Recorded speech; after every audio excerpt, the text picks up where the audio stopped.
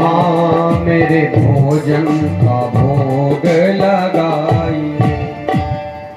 प्रभु अगर आप इस चक्कर में बैठे हो कि आपको आचमनी अर्घारती दिया जाएगा तब आओगे तो बिल्कुल मत रहो। आना हो तो अभी आ जाओ, नहीं तो भूखों मर जाओगे। अब जब बार बार ऐसा कहा तो भगवान ने कहा बड़ा प्रेम करता है हमसे भाई। अब तो रहा नहीं गया भगवान से। ठाकुर जी नाम भगवान श्री राम माता जानकी के साथ में प्रकट हो गए, अकेले नहीं आए। राम बाम दिस जानकी, भगवान राम माता सीता के साथ आए। राम जी प्रकट भय। अब कहता है आप ही भगवान हो क्या? राम जी कहे हाँ हाँ हम ही भगवान हैं। अच्छा ये तो समझ में आया कि तुम भगवान हो, लेकिन ये बगल वाली कौन है? कही हमारी पत्नी है। अच्छा लेकिन महाराज जी क्षमा करना, हमारे गुरुजी ने ये नहीं कहा था कि आपकी पत्नी भी साथ में आती। हमने आपके लिए बनाया है। फिर आप दोनों लोग बड़े अच्छे लगते हो, आ गए हो तो दोनों लोग खाओ। दोनों थाली दे दी, एक में राम जी ने खाया, एक में माता जानकी ने खाया। जो कुछ बचा था प्रसाद उसने पा लिया, चला आया। जाने से पहले राम जी से कहा एक बात बताओ, हमने अब की बार आपको पुकारा तो पत्नी आई है, अगली बार कितने लोग आओगे? राम जी ने कहा क्यों? बोला कब बता दो, उस हिसाब से सामग्री लाऊं, मैं भूखा रह जाता हूँ। राम जी कहे जितने आना होगा आ जाऊंगा। बताए भी नहीं, पर अंतर्ध्यान हो गए। अब अगले पखवाड़े में जब एकादशी आई, आज पुनः वही व्यवस्था। गुरुजी से बोला गुरुजी भगवान दो आते हैं, सामग्री कम पड़ जाती है। गुरुजी ने सोचा हो सकता है भूखा रह जाता हूं, तो सामग्री बढ़वा दिया। ज्यादा सामग्री को लेकर के लड़का गया, भैया बना के भोजन 3 थालियों में तैयार किया, एक राम जी के लिए, एक सीता माँ के लिए और एक अपने लिए। लगा पुकारने सीता राम आइए, सिया राम आइए, मेरे भोजन का भोग लगाइए।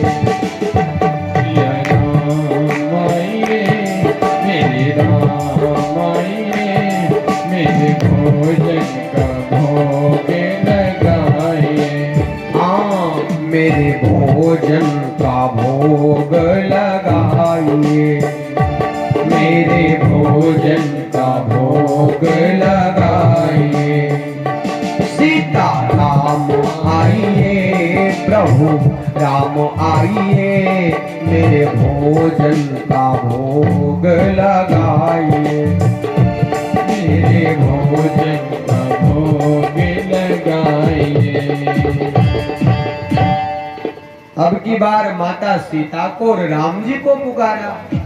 अच्छा भगवान भी कम कौतुकी नहीं है। अब की बार जब 2 लोगों को पुकारा तब भगवान राम बाम दिसी जानकी, लखन दाहिनी ओर, ध्यान सकल कल्याण में, सुरतर तुलसी तो। अब की बार राम बाम दिस जानकी, लखन दाहिनी ओर। अब की बार तो राम जी, माता जानकी और लक्ष्मण भैया 3 लोग आए, प्रणाम किया। बोला प्रभु एक बात बताओ, आप 2 लोगों को तो मैं पहचानता हूँ, तीसरा वाला कौन है? राम जी कहे ये हमारे भाई हैं। वो बोला अच्छा राम जी, लक्ष्मण जी, सीता माँ को प्रदान करा। तीनों लोगों ने प्रसाद पाया, जाने लग गए। तो आज फिर से बोला, कहा प्रभु बता दो कितने लोग आओगे? राम जी कहे जितने आना होगा आ जाएंगे, अंतर ध्यान हो गए। अब तीसरी बार जब एकादशी आई मैया, तो गुरु जी से बोला बड़े भगवान आ जाते हैं महाराज जी। गुरु जी के मन में कपट पैदा हो गया। बंधुओं में बात कर रहा था, जिसके भीतर कपट नहीं होता भगवान वहीं आता है। आज गुरु जी के भीतर कपट पैदा हुआ है, कहीं ऐसा तो नहीं है जा करके राशन को बीच रास्ते में बेच देता हो, इतना तो नहीं खाता होगा। सामग्री को ज्यादा से ज्यादा दिलवा दिया और पीछे पीछे गए, देखता हूं आज क्या करता है ये। आज तो बड़ा अद्भुत काम किया उसने, जाकर के सामग्री को रख दिया, भोजन नहीं बनाया, लगा पुकारने सीताराम आइए, लक्ष्मण भैया आइए, मेरे भोजन का भोग लगाइए। सीताराम आइए, लक्ष्मण भैया आइए, मेरे भोजन का भोग लगाइए। हाँ, सीताराम आइए, लक्ष्मण राम आइए, मेरे भोजन का भोग लगाइए। सीताराम आइए, लक्ष्मण भैया आइए, मेरे भोजन का भोग लगाइए। हाँ, मेरे भोजन का भोग लगाइए। हाँ, मेरे भोजन का भोग लगाइए। अब की बार राम जी को, सीता माँ को और लक्ष्मण जी को पुकारा, लेकिन भैया राम जी तो लीला कर रहे हैं। तो अब की बार पूरा राम दरबार प्रकट हो गया है। बोलिए राम दरबार की। राम जी, सीता मैया, लक्ष्मण जी, भरत शत्रुघ्न, साथ में हनुमान जी। अब ये पूरा दरबार प्रकट हुआ। राम जी कहे हाँ भोला भगत आ गए हैं, कहाँ है भोजन तुम्हारा? हाथ जोड़ के बोला प्रभु आपको क्या लगता है कि आप ही पढ़े लिखे हो हैं? हम हैं तो गांव के गंवार जरूर, पर आपसे ज्यादा समझदार हैं। हम 2 बार में बनाए, हमको मिला नहीं खाने को हैं? इसीलिए मैंने अब की बार बनाया ही नहीं।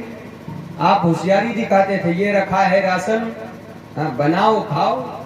अरे अब तक के तो ठीक था कि भाई को लाए, पत्नी को लाए, ऐसे साथ में बंदरों लेके आए हो, बंदर को भी हम खिलाएं।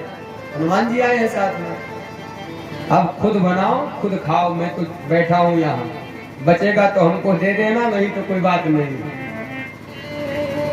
अब भैया राम जी आदेश किए कि बनाओ भाई। सीता माँ बनाती हैं, लक्ष्मण जी लकड़ियां ला रहे हैं, बड़ा सुंदर। अब गुरु जी देखे और गुरु जी पीछे से आए रहे, वो पेड़ के पास छिपके बैठे हैं, देख रहे हैं कि चेला अकेला बड़बड़ा रहा है, क्योंकि गुरु जी को भगवान नहीं दिख रहा है। चेला ने मुड़ के देखा तो पीछे गुरु जी हैं। जाके बोला गुरुदेव अच्छा किया आप आ गए, देखो कितने भगवान हैं। गुरु जी कहे हमको तो दिखना रहे भगवान कहाँ है। अब चेला गया दौड़ा दौड़ा राम जी के पास, जाके बोला राम जी आप एक तो इतने लोग आए हो, और दूसरी बात हमारे गुरु जी को दिख नहीं रहे हो, क्या सोचेंगे वो? राम जी ने सीधे कह दिया बेटा तुम्हारे गुरु जी के भीतर कपट है, छल है, इसलिए मैं उनको नहीं दिख रहा हूं। चेला बड़ा सरल है भैया, जाके बोला गुरु जी राम जी कह रहे हैं कि आपके भीतर कपट है, इस कारण से उनको नहीं दिख रहा हूं। अब गुरु जी रोने लग गए, इतने दिनों से मैं पूजा किया हूं लेकिन वो पूजा सफल नहीं भई। क्यों? क्योंकि मन में कपट है। गुरु जी खूब रोए, तब राम जी ने दर्शन दिया। और वो भोला भगत बेचारा इतना सरल था कि राम जी उसके वहां आए हैं, भोजन भी बनाए फिर खाए। तो वास्तव में जीवन में मन पवित्र होना चाहिए, निर्मल होना चाहिए, भगवान आपके लिए भी आएगा, बस मन साफ हो। मन चंगा तो कठौती में गंगा। मन को पवित्र कर लो, मन पवित्र हो गया, मन में कोई कपट नहीं रह गया बंधुओं, तो आप समझ लीजिए आपने सब कुछ कर लिया। गलत काम कभी मत करो, कपट रहित हो जाओ, फिर देखो जीवन कितना अच्छा हो जाता है।